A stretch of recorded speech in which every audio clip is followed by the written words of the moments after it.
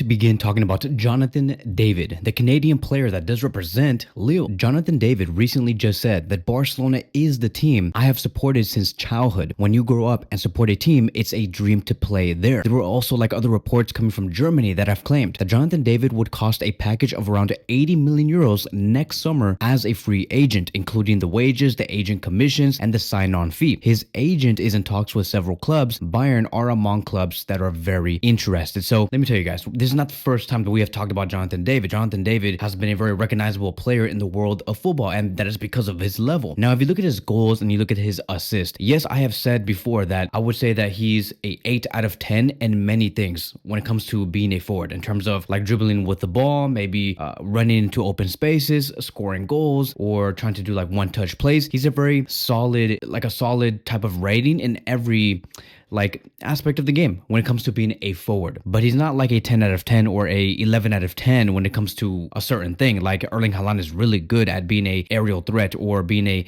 great threat inside the box, or Kylian Mbappe is really good on 1v1 situations, right? Jonathan David is very decent in each of those things. He's like a full package and very consistent.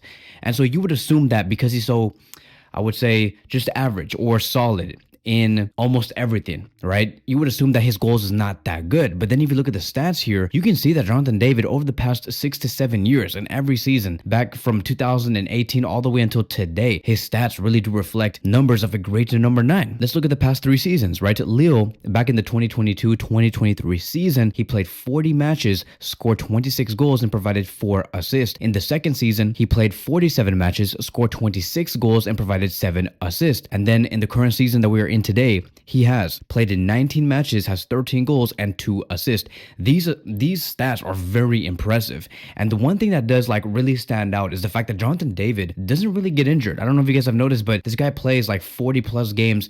He has been doing that since 2018.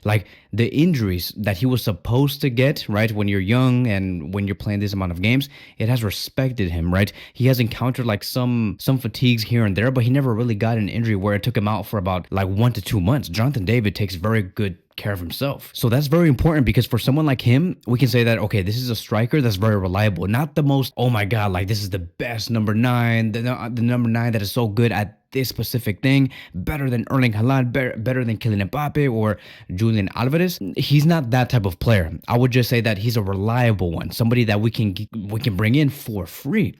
So I think that with a signing like this, it wouldn't hurt FC Barcelona. I see this operation very similar to the one of Andreas Christensen, where we can bring in this player for free and then build him, have him really give us value for 2 to 3 seasons, and then have the ability to say, okay, do we sell him now? Do we have other options with 2 or 3 years later? And the value, the flip value of Jonathan David is going to be amazing, right? We bring him in for free. We can sell him for maybe 40 to 60 million euros in the future, depending on how he does. So it's a very similar operation to Christensen, very minimal risk with a high reward in the end, because I'm pretty sure that Jonathan David would perform at Barcelona. I can't see this player under a fully functioned Barcelona, under the guidance of Hansi Flick. He can find easily 30 goals per season, and that would be very impressive for a striker that I would also say is a backup striker, not necessarily a striker that just plays maybe 10 to 15 minutes per match.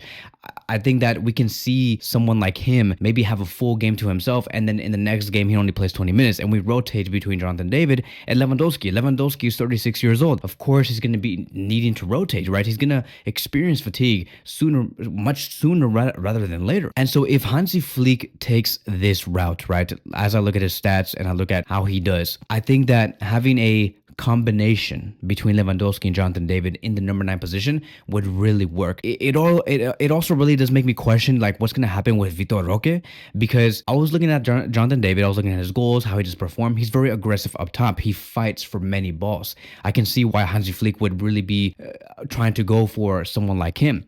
And when you look at him, you look at how aggressive he is, how he likes to challenge for the ball in the final third. I see Jonathan David very similar to Vitor Roque. So now the question is, okay, if we get Jonathan David, what would be the whole point of that when we already have Vitor Roque, right? Because Vitor Roque, just like how I explained with Jonathan David, Vitor Roque is very solid in many things, almost everything, but he's not a specialty in one thing like a Erling Haaland or a Kylian Mbappe. So Jonathan David and Vitor Roque are very similar, and so I kind of struggle to I'm trying to understand why Hansi Flick will say, okay, Vitor Roque out or send him out on another loan and Jonathan David in when you have the exact same player. Maybe it's simply because Jonathan David has shown proof over the past few years and past few seasons that he can score goals. Now keep in mind, this is in the French league. It's not like the best league in the world, but still, when you score 26 goals back to back for 2 seasons and then provides like 4 to 7 assists per season, it's amazing. And looking back at his professional career,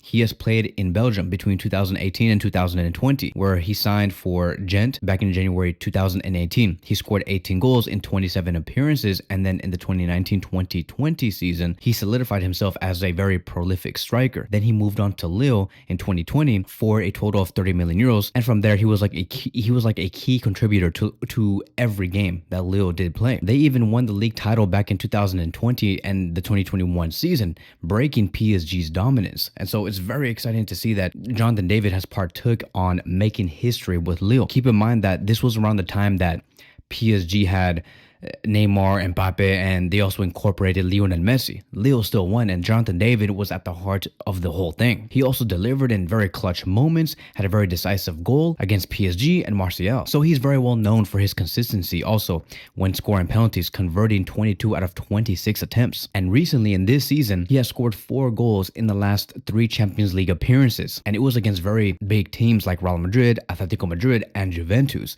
And in that interview that I did reference earlier, it was like a massive interview. This guy was like speaking his heart out. He did explain a few things that I believe will give us a lot of understanding on who Jonathan David is and how he does want to play. He stated this, and I quote, "I can adjust to a lot of systems. I've played with 2 forwards and also as a lone striker, but having that freedom to move around, to be a bit everywhere would be perfect. In that sense, I can get the attention off me and find the space to make the difference." And then he stated, "I'm never too stressed before games. I like to chat, to laugh, and I'm relaxed." And that is what we need, right? And especially with what Hansi Flick has been demanding from the players. Like when we go out there and we go play, we have to be relaxed, because if you're not relaxed, you're going to be making mistakes. You're going to be trying to overthink too many things. And when you overthink too many things, you're going to make mistakes on the field, and that's not good, right? And Hansi Flick does not want mistakes. And especially with the type of football that we do play, you must be relaxed, but that's at the same time focused. This whole thing is called like the flow state, when like you're in such tune with what you're doing, you don't even process the time that goes by. You don't even know what's going on around you. You're just so focused, but yet so relaxed.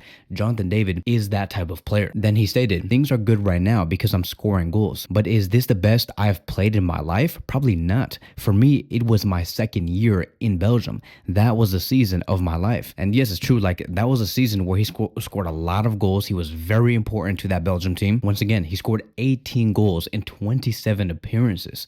And he also stated it was a collective performance. This team we had that year, the football we were playing, the position I was playing, and everything ultimately led towards my performance, which is really good to hear, because the fact that he also said that the reason why I performed well in that 2nd season in Belgium, it was also because of my team. I'm like, bro, like welcome to Barcelona. With Barcelona, we're going to put you on steroids. It's going to be even better because we perform as a collective. We perform as a unit. And so once again, it shows me time and time again why someone like him would be perfect for FC Barcelona. I'm not trying to sell any dreams here. I'm not trying to say that if Jonathan David comes to Barcelona, he's going to become the best number 9 in the world. No, I think that he's going to be a great reinforcement to the number 9 position, because I still think that deep down, Joan Laporta and Deco are really planning for the signing of Erling Haaland. This is completely fine, mainly because he's free, right? It does not hurt us at all. Like, yes, I know that we have just discussed that the whole package is going to be 80 million euros because of the wages in total for the whole term, because of the agent commission, etc., etc. But it's still very little money.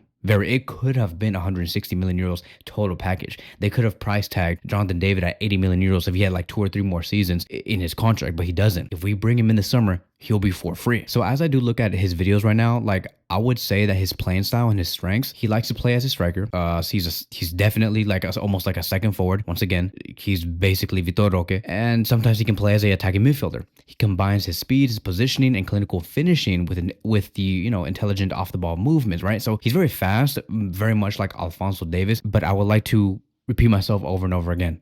Just because he's fast doesn't mean that he's the best number 9 in the world, but it's still really good to have, right? A really good thing to have as a number 9 in Barcelona. So he's very he does operate a lot between the lines. He created a lot of chances for himself. He definitely does not have that 1v1 special ability, but it's something. He's definitely a work in progress. I know for a fact that he's going to want to move in the summer and go somewhere else where he can upgrade his own career. I think that he knows that he's a work in progress. He knows that he can still learn many more things. And I think that Hansi Flick can really teach him a few things, right? Because, bro, like Hansi Flick is progressing Gavi, Pedri, giving them different qualities. Even with Lamine Yamal just added more goals to his name. Right now, he's much more composed in front of goal. Rafinha is becoming like a freaking god on the left wing position, basically the best left winger in the world. And so in the end, right, I know that we have talked about so many strikers in the past 2 or 3 weeks. I do think that Jonathan David overall would be a better solution to Barcelona's project than someone like Gio Guedes. And I say that because Gio Guedes is like 80 million euros or like 70 million euros in total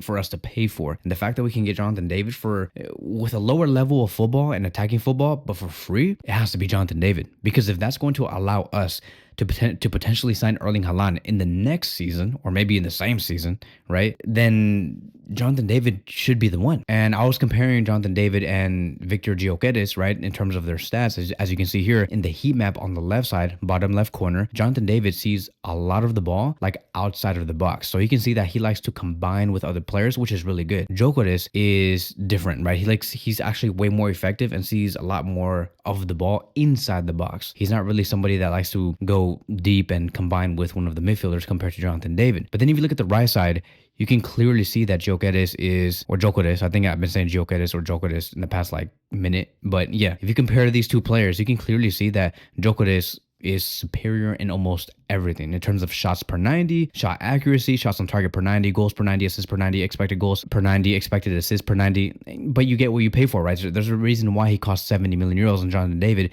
is going to be for free, right? Or right now, currently, he's like his market value is at like 40 million euros. You get what you pay for, but that's fine. We can upgrade Jonathan David. That's the whole point of what makes Barcelona so special, is that we turn these players into monsters. And then finally, right, you look at his wages. He does earn around 1.6 million euros per year, which is not a lot. Like, this guy barely does get paid, like if you compare to how other players get paid out there in Europe. And you look at his goals and his assists, he does earn the right to look for another club, a big club, and a club where they're going to be able to pay him the amount that he does deserve, because 26 goals, 19 goals, 18 goals in the past 4 to 5 seasons, you deserve to get paid better. And I think that Joan Laporta has the capacity, and hopefully Javier Tebas give us the blessing, right? Please, all the good juju, right? To give us a bigger wage cap and give Jonathan David what he does deserve. I think that if we can pay him 7 to 8, like max 9 million euros a season for Jonathan David, he would be happy, we would be happy, Barcelona will be happy, everybody will be happy. So I don't see the wages as such a problem. We would literally like 7x his current wages